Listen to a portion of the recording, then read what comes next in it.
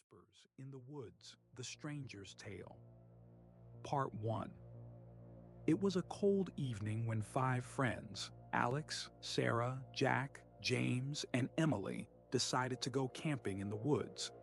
The air was crisp, and a sense of adventure filled their spirits as they made their way deep into the forest. Little did they know, their trip would soon turn into something far darker than any of them had ever imagined. As they set up camp, the sun began to set, casting long shadows across the trees. The only sounds they could hear were the rustling of leaves and the crackling of their campfire. Everything seemed peaceful at first, but there was something unsettling in the air. A strange stillness that none of them could shake. "Are we sure this is a good idea?" Sarah asked, looking around nervously. Her voice trembled slightly, but she quickly brushed it off as just being paranoid. "I mean, this place feels a bit off, don't you think?" Jack, always the brave one, laughed it off. "You're just imagining things, Sarah. It's just a forest. Nothing more." But as the night grew darker, the unease in the air seemed to grow stronger. The fire crackled louder, casting strange shadows that danced on the trees, twisting and turning as if alive. And then they heard it. A faint, low whisper coming from the edge of the woods. At first, they thought it was the wind, but it didn't sound like any breeze they had ever heard before. It was something else, something unnatural. Emily, ever the skeptic, stood up. "Stop being so dramatic. It's probably just an animal or something," she said, trying to ease the tension. But the whisper grew louder, closer. A cold chill ran down her spine as she felt something watching them from the darkness. Suddenly, a figure appeared at the edge of the trees. It was tall and shadowy, almost indistinguishable from the forest itself. But its eyes were what stood out the most. They glowed a deep, eerie red, piercing through the darkness. The figure didn't move. It just stood there, staring at them, its presence sending waves of dread through the group. "Who's there?" Alex called out, his voice shaky but determined. No one answered, but the figure didn't retreat either. Instead, it seemed to melt into the shadows, disappearing as if it had never been there. The group sat in stunned silence, unsure of what they had just witnessed. For a moment, no one spoke, until Jack broke the silence. "I think it's time to head back." But as they turned to pack up their things, they realized something terrifying. The path back was no longer there. The familiar trail they had come down was gone. All that remained was an endless sea of trees, twisted and contorted in ways that made no sense. How is this even possible?" Sarah whispered, her voice trembling. "We were just on the path, weren't we?" Before anyone could respond, they heard the whisper again. This time, it was louder, more distinct, and it seemed to be coming from all directions. "You can't leave." Whispers in the Woods, The Stranger's Tale, Part 2. The whisper echoed through the trees, sending a wave of fear down their spines. "You can't leave." The words felt like they were inside their heads, surrounding them from every angle, coming from nowhere and everywhere at once. The forest had turned against them, trapping them in its cold, suffocating embrace. "Did you hear that?" James asked, his voice barely a whisper as he looked around, his eyes wide with terror. "Yeah, we all heard it," Sarah said, gripping Jack's arm tightly. She tried to steady herself, but the fear was too overwhelming. "What is happening? This is not normal." Alex, trying to keep his composure, looked at the others. "We need to stay calm. Let's just find the trail and get out of here." But the more they searched, the more hopeless the situation became. The woods seemed to shift around them, the trees growing closer, the branches reaching out like twisted hands trying to pull them deeper into the darkness. No matter which direction they took, they couldn't find the path they had come down on. "What is this place?" Jack muttered, his voice cracking. He had never been one to show fear, but now it was impossible to ignore. There was something evil here, something that didn't want them to leave. Suddenly, a low growl sounded from behind them, sending a jolt of panic through the group. They spun around, eyes wide with fear, but there was nothing there, just the darkness of the forest closing in around them. Then they heard footsteps, slow, deliberate steps coming from the shadows, getting closer and closer. One of them stepped forward, and though they couldn't see anything, they all felt the presence of something moving just out of sight. "Who's there?" Emily called out, her voice shaking. But no answer came. The footsteps continued, coming nearer as if the very forest itself was alive, stalking them, waiting for the right moment to strike. "I don't like this," James whispered, his breath visible in the cold air. He started to back up, but as he did, he felt something brush against his arm. He spun around, his heart racing. But again, there was nothing there. The air grew colder, the trees around them creaking and groaning under an unseen weight. It was as if the forest itself was closing in on them, suffocating them with its darkness. They felt trapped in a nightmare, but they couldn't wake up. And then, from the corner of their eyes, they saw it. A figure, dark and twisted, barely visible in the moonlight. Its form shifted and rippled like smoke, and its eyes, those glowing red eyes, they locked onto theirs, sending a wave of icy terror through their bodies. "Run!" Alex shouted, his heart pounding in his chest. But before they could move, the figure stepped forward, blocking their path. Its presence felt like a weight pressing down on their very souls, making it hard to breathe, hard to think. "You shouldn't have come here," a voice whispered, the words coming from the figure, yet it didn't speak. The voice was like 1,000 whispers all at once, each one louder than the last. "Now you are ours." The group stood frozen, unable to move, unable to even scream as the figure's red eyes burned into them. The woods had claimed them, and there was no escape. Whispers in the Woods. The Stranger's Tale. Part 3. The air felt thick, suffocating, and with every passing second, the fear among them grew heavier. The figure in front of them, with its glowing red eyes, stood motionless, watching them, as though it was enjoying their terror. The whispers had stopped, but the oppressive silence felt worse than the screams they had heard earlier. The woods were alive, watching, waiting. What do you want from us?" Jack stammered, his voice barely a whisper as he took a step back. He could feel his heart racing in his chest, pounding like a drum, but his body refused to move. The figure didn't answer, but instead, it tilted its head slightly as if studying them.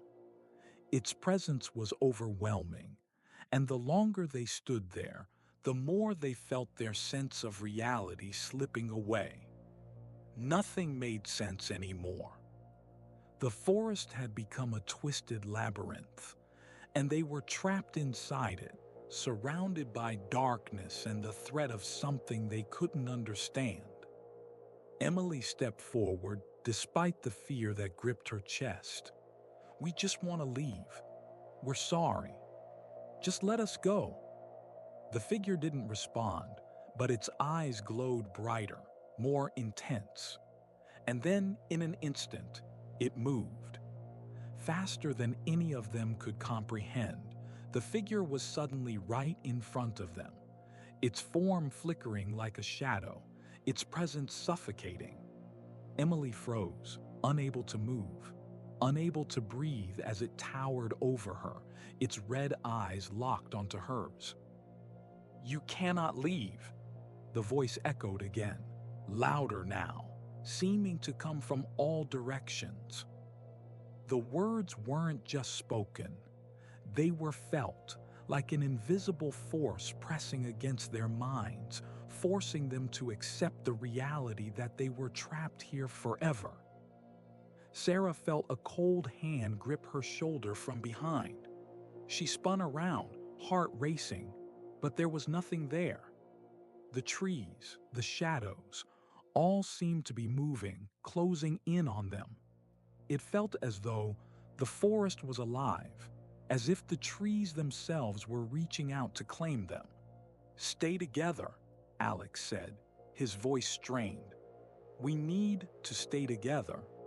But as they tried to move, they realized the forest had changed. The trees were no longer familiar. The ground beneath their feet felt wrong, as if they were walking on something that shouldn't be there. The path was gone, replaced by an endless expanse of twisted branches and roots that seemed to grow and shift with every step. The whispers began again, but this time they were louder, closer.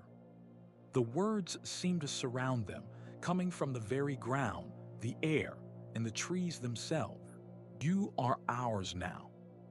The trees began to move, their branches twisted like skeletal hands reaching for them. The ground beneath their feet seemed to shift, pulling at their legs, trying to drag them into the earth. A scream caught in Sarah's throat as she stumbled, nearly falling into the darkness that opened up beneath her. "Run!" James shouted, his voice cracking with desperation. But no matter how fast they ran, it felt as though the forest was closing in on them, the trees bending and twisting, blocking every escape. The whispers were now screams, deafening, filling their minds with terror. The figure was still there, watching them from the shadows, its eyes glowing with an eerie, unholy light. The deeper they went, the more they realized there was no way out. The woods had claimed them, and now they were part of it. Forever. Whispers in the Woods, The Stranger's Tale, Part 4. The forest was no longer just a place. It had become a nightmare, alive and breathing. The trees swayed with unnatural movements, their branches scraping against one another like the claws of some unseen predator. The whispers, now full of anger and malice, echoed around them, filling the air with a sense of impending doom. "Why won't it stop?" Sarah screamed, her voice breaking as she looked around frantically. "What is this place?" Her heart pounded in her chest, each beat like the thunder of a storm, shaking her to the core. She had never felt such a primal fear before, like the world itself was unraveling around them. "Keep moving," Alex shouted, grabbing Sarah's arm and pulling her forward. But no matter how fast they ran, the forest seemed to stretch on forever. It was as if time itself had warped, and the more they moved, the more lost they became. The figure, whatever it was still there, lurking in the shadows, its red eyes always fixed on them.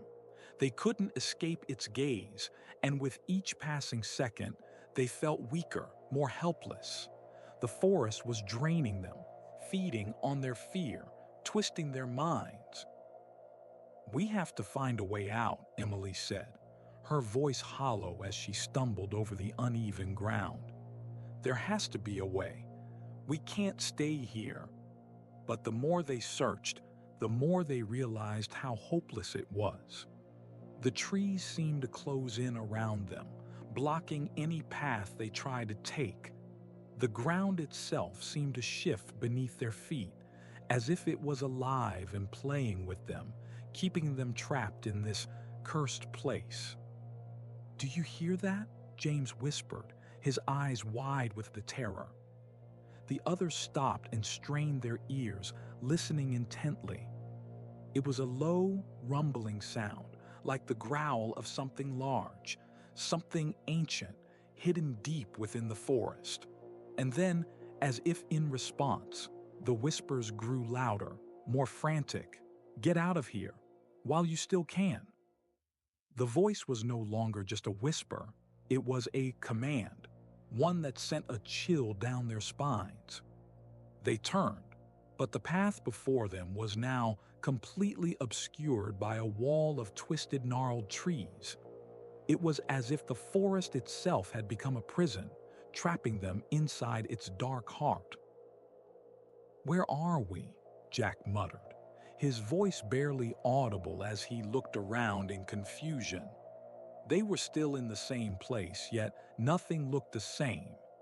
The trees were twisted and blackened, their bark slick and oozing with something that looked like blood.